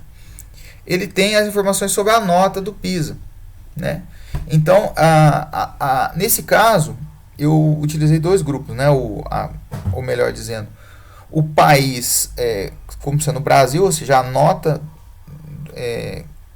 considerando que a nota do país é aleatória, né? E naturalmente ela é estimada, tem um processo de estimação, mas a gente não vai entrar nesse espaço. A gente vai assumir que essa nota é normal, tá? Com média 384 e o sigma, desculpa, aqui com um parâmetro μ igual a 384 e o parâmetro sigma igual a 88. E os países da OCDE, que aqui é um grupo de países, né, europeus, né, que não só europeus, mas países em desenvolvidos, eles também têm a referência da nota deles, e a média para esses países, né, da nota do PISA foi 489, e o desvio, ou melhor dizendo, quando eu me refiro à média, muitas vezes é comum a gente se referir à média na normal como sendo μ, porque a esperança, né, a média da distribuição normal é μ, tá? Mas é importante falar que estamos falando do parâmetro. Então, nesse caso, o μ é igual a 489 e o sigma é igual a 91. Idem para o caso da distribuição no Brasil. As duas notas, né, a nota do PISA tem a mesma distribuição em termos de parâmetro, em termos de família paramétrica, né, normal. Mas perceba que o que eu estou fazendo é que o parâmetro da nota brasileira é diferente, né, do parâmetro da nota do grupo da OCDE. Aqui eu estou mostrando as duas distribuições, né, esboçadas, né, o esboço do gráfico das duas funções de densidade. Em verde aqui a nota do Brasil, né, as notas do Brasil, e aqui as notas não, a informação sobre a incerteza das notas do Brasil e a informação sobre incerteza das notas da OCDE informadas através das suas densidades. Então, através disso, eu consigo calcular a probabilidade de, escolhido um aluno ao acaso no Brasil, qual a probabilidade dele tirar uma determinada nota no PISA, idem para alunos da OCDE. Pergunta básica, visto que a gente quer saber o quão bem ou mal a gente está em termos de educação, qual que é a probabilidade de um estudante brasileiro superar outro da OCDE em termos de resultado do PISA. Então, com essas informações, a gente consegue calcular essa probabilidade. Isso seria a probabilidade do XBR ser maior que o X da OCDE, né? Que é as duas variáveis que identificam o PISA. Isso aqui eu estou colocando exclusivamente em matemática, tá? Essas informações são diferenciadas por habilidades de leitura. A gente está falando especificamente de matemática. Bem, essa probabilidade vai ser igual à probabilidade. Se eu passar o x da OCDE para cá, né, para o lado esquerdo da expressão, eu vou ter que o xBR menos x OCDE vai ser maior que zero. Perceba que isso aqui vai ser a diferença das notas, né, do Brasil para OCDE. Eu posso dizer que essa variável também é uma variável aleatória, porque é uma transformação em duas variáveis aleatórias, e eu vou chamar ela de y, né, como sendo a diferença das notas. Portanto, o que eu quero saber é a probabilidade desse y, que é a diferença das notas, ser maior que zero. A gente tem, considerando que as notas do Brasil e da OCDE são independentes, o que é, na verdade, quase que inerente aqui à aplicação do exame, eu tenho que, por uma transformação de variável aleatória, que a minha y, que é a diferença entre as duas, vai ser a diferença entre os MIs, né, do Brasil e da OCDE, e no caso o novo desvio, o novo sigma, né, o novo parâmetro sigma associado a y, vai ser a raiz quadrada de sigma BR elevado ao quadrado mais sigma OCDE elevado ao quadrado. Ou de outra forma, né, é simplesmente pegar a variância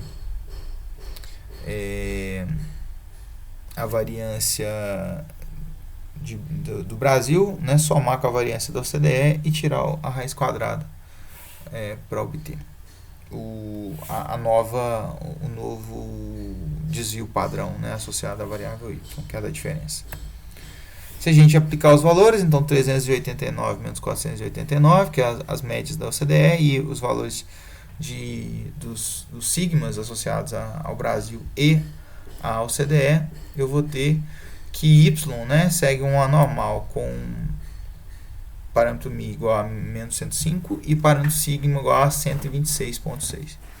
É essa aqui que a gente vai calcular. Lembre-se que é essa probabilidade de y ser maior que zero, que é o nosso objetivo.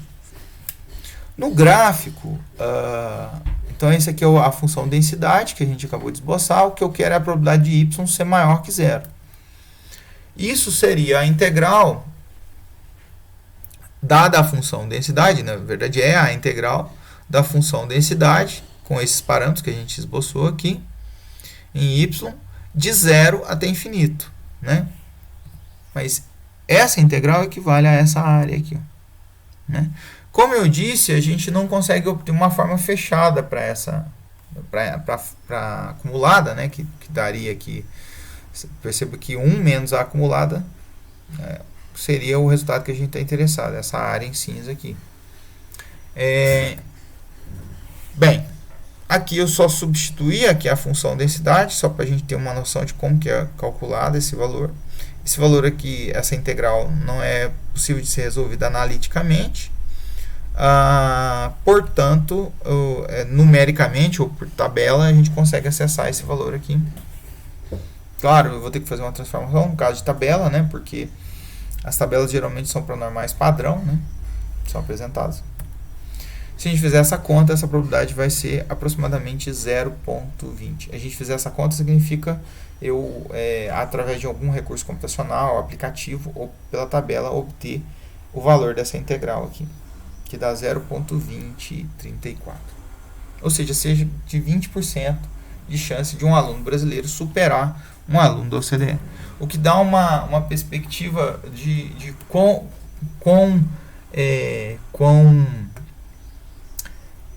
relevante, né, ou melhor dizendo, quão ruim estamos em termos de educação. Porque se a gente pensar em competitividade dos produtos, a gente pensa em superação, né, concorrência, e temos que ser melhores, né. Nesse caso aqui, se a gente pensar só sobre exames de matemática, existe 20% de chance da gente ter um aluno brasileiro melhor do que um aluno da OCDE.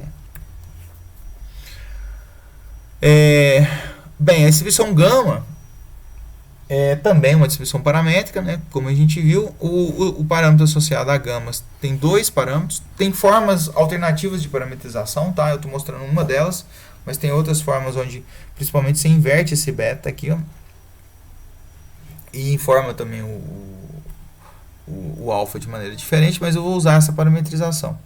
Nela, a gente vai considerar que o alfa e o beta são valores maiores iguais a zero. Essa é a função densidade. Desculpa, essa não é a função densidade. A ideia da gama, né, ela está concentrada nessa função aqui. Então, o que eu vou fazer? Dados os parâmetros, eu vou dizer que x elevado a alfa menos 1. Perceba que aqui o alfa já entra como um parâmetro de forma, né? Porque ele está com uma potência de x aqui, né? O θ.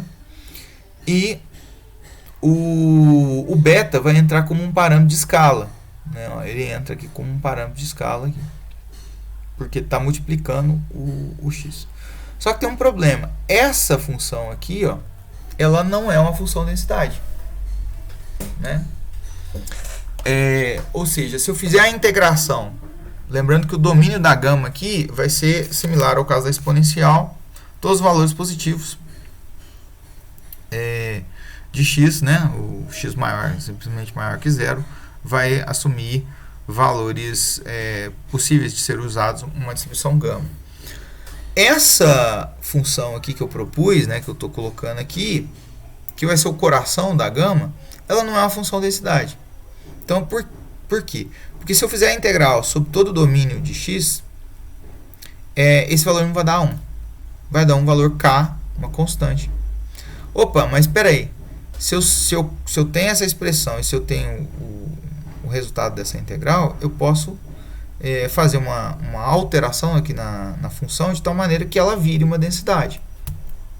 Como que eu posso fazer isso? A primeira coisa eu tenho que transformar esse resultado do k em 1. Para fazer isso, eu divido por k aqui, multiplico por k aqui do lado esquerdo da expressão, dividindo, né, eu posso simplificar, isso vai virar 1, e eu vou colocar o k aqui dentro, né, da integral. Portanto, essa função agora aqui, ó, com o k como fator multiplicativo, ela é uma função densidade.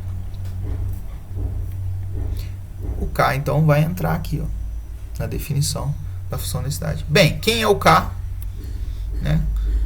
O k vai ser esse resultado aqui, uma função chamada função gama de alfa, dividido por beta sobre alfa. Onde esse gama aqui, ele vai ser o resultado da integral de 0 a infinito, de x alfa, vezes e elevado a menos x de x. Geralmente, quando se informa nos textos, né, nos livros de texto, em artigos, se coloca só a função gama, né? Claro que pode aparecer a definição, mas na explicitação da distribuição se coloca a função gama aqui para termos de simplificação.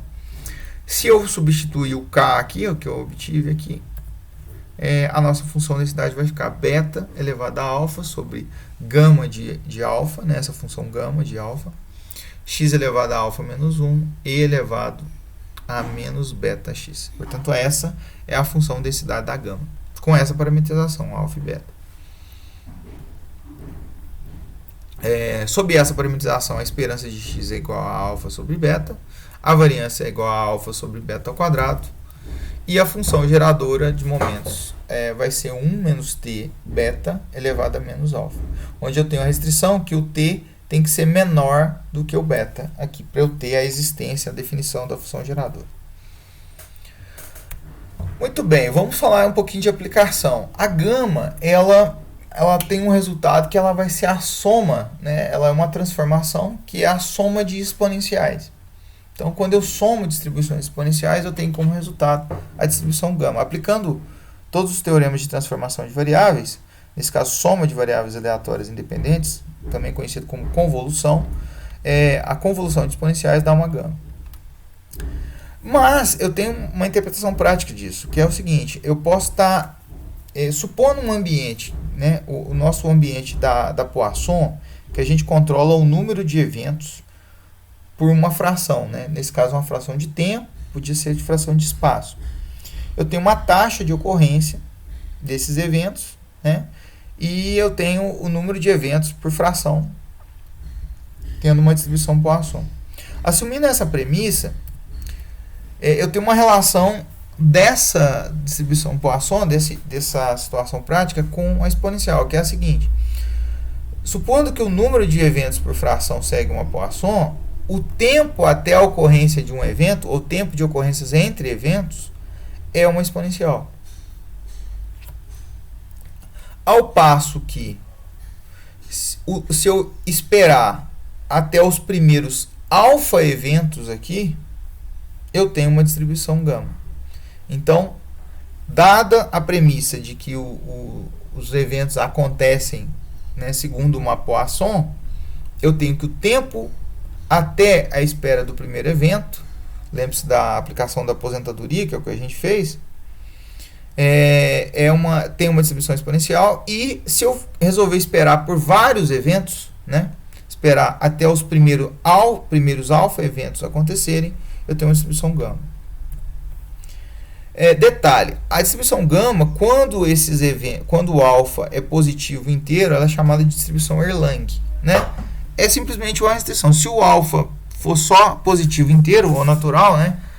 1, 2, 3, 4, 5, 6, ele é chamado de distribuição Erlang, mas é uma gama. E outra observação é a questão da parametrização, tá? No caso aqui da parametrização que a gente utilizou, o nosso beta é igual a 1 sobre lambda. Aqui, ó. Relativo a essa taxa aqui.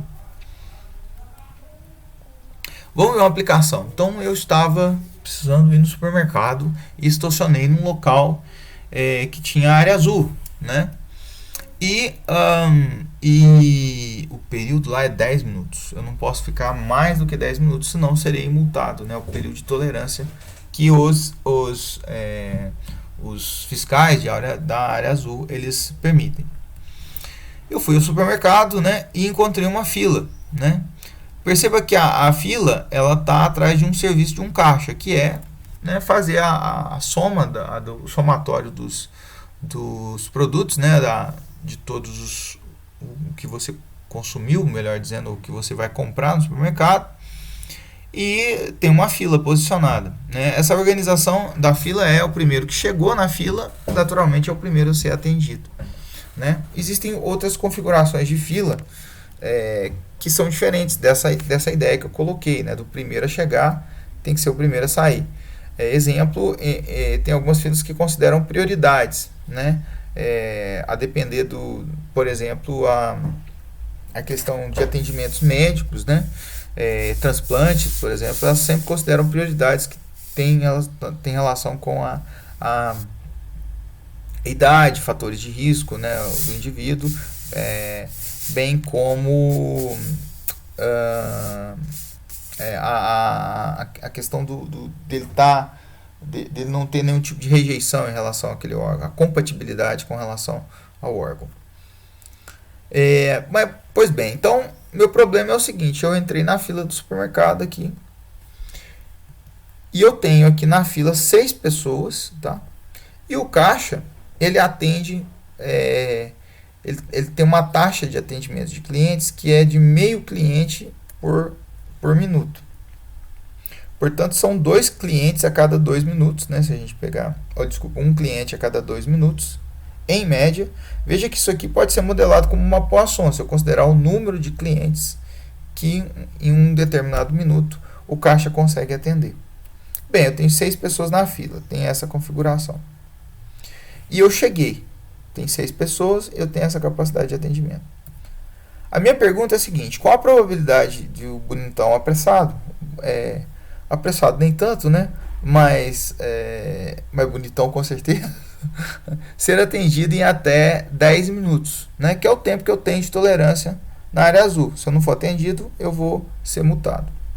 Perceba que o X é o tempo até ser atendido, né? Que eu estou interessado em saber. Só que esse X aqui, ó, ele vai ter que ser o seguinte, ele vai ter que ser quebrado em o tempo de espera até a ocorrência de N do número de eventos, né, relativos ao atendimento de vários clientes. Nesse caso, de 6 clientes mais um, que sou eu. Então, eu preciso saber qual que é o tempo que eu vou ter que esperar até a ocorrência de 7 eventos de atendimento aqui. Há uma taxa, né, de serviço de meio cliente por minuto. Se a gente colocar em termos da parametrização da nossa gama, eu vou ter que o nosso alfa, é 7, né, que é o número de eventos que eu estou esperando. E o beta é a taxa de ocorrência desses eventos, seguindo a ideia da Poisson. Nesse caso aqui, o beta seria igual a 2. Portanto, a nossa x, que é o tempo de ser atendida, ela vai ter uma distribuição gama com parâmetros 7 e 2, né? Alfa, 7 e beta igual a 2. O que eu quero? A probabilidade de ser atendido em até 10 minutos. Portanto, a probabilidade de x ser menor ou igual a 10. Assumindo que ela tem uma distribuição gama. Ok, então essa é a nossa configuração do problema. Essa é a pergunta que eu quero responder. Lembrando que se x tem uma distribuição gama com alfa igual a 7 e beta igual a 2, a função densidade é essa aqui, ó. Então, 2 elevado a 7 sobre o gama, desculpa, aqui está errado, né? Beta não é gama, tá? Esse símbolo aqui está incorreto. De 7 vezes x elevado a 7 menos 1 vezes e elevado a menos 2 sobre x. Simplesmente substituindo o alfa e o beta na função densidade.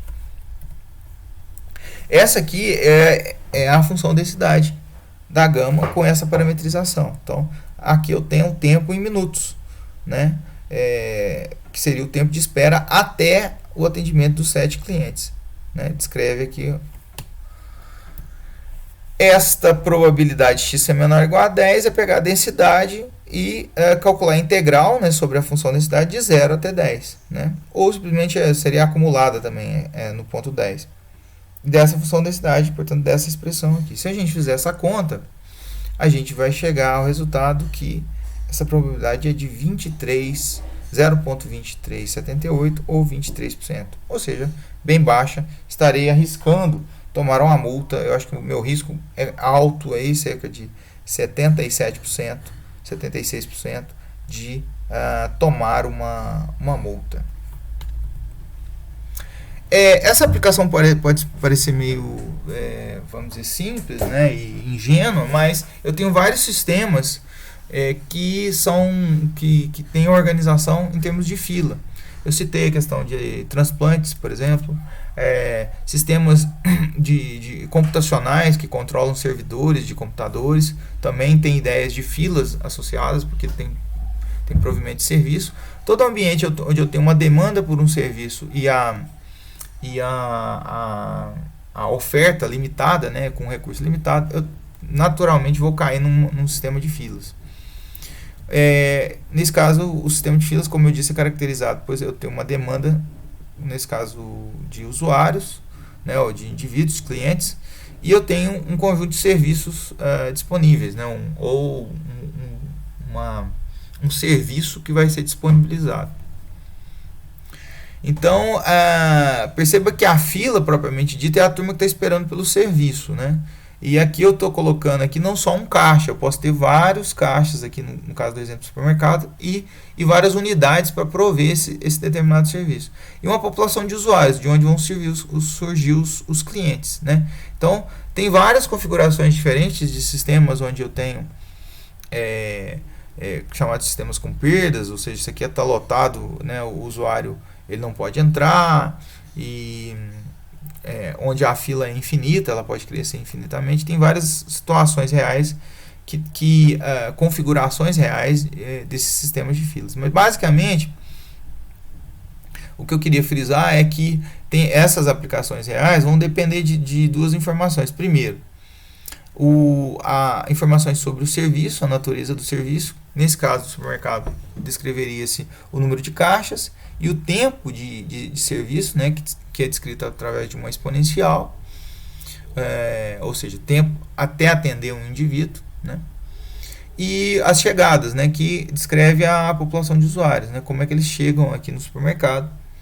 E isso, com esses parâmetros, é possível a gente fazer cálculos sobre esses sistemas, por exemplo, tempos de espera, né, entre outros parâmetros que a gente pode avaliar do sistema. De novo, repito, o supermercado é só um exemplo que é corriqueiro na nossa vida, mas tem outras aplicações reais de grande importância no qual a gente pode estudar do ponto de vista quantitativo filas. Toda essa sistemática é formalizada numa área chamada de processos estocásticos, especificamente um processo chamado processo de nascimento e morte, né? Só para apresentar para vocês aonde que é utilizado isso, né? Onde que a gente tem a aplicação de toda essa situação prática ilustrada e, consequentemente, da distribuição gama. Vou fazer algumas observações finais, tá? A primeira o que foi apresentado aqui é simplesmente uma ponta, para não dizer um milímetro, de um iceberg encravado no oceano. Então, eu tenho uma série de distribuições que não foram atacadas aqui, não foram apresentadas como possibilidades. Tem vantagens e desvantagens, cada uma dessas distribuições, para aplicar em situações reais, e a gente sempre está buscando generalizar, né, ou criar distribuições que atendam a situação real de interesse. Sua especificidade de aplicação, ou seja, eu tenho distribuições específicas para cada situação, né? E isso é importante, saber a situação que a gente está lidando para a gente aplicar a distribuição de probabilidade correta, paramétrica, naturalmente. E as relações entre distribuições, né? Aqui eu foquei, a gente frisou simplesmente nas de transformação e de aproximação, tá? Mas tem outras, né, relações entre as distribuições, principalmente a parte de teoria assintótica, de convergência, né, que informam muito sobre a relação entre distribuições, e não só entre distribuições, mas entre variáveis aleatórias. Ou seja, isso é simplesmente esse vídeo é simplesmente a ponta, né, de um oceano de distribuições paramétricas que a gente tem aí disponíveis para serem estudadas. Com isso a gente finaliza a nossa videoaula de hoje e eu vejo vocês numa próxima.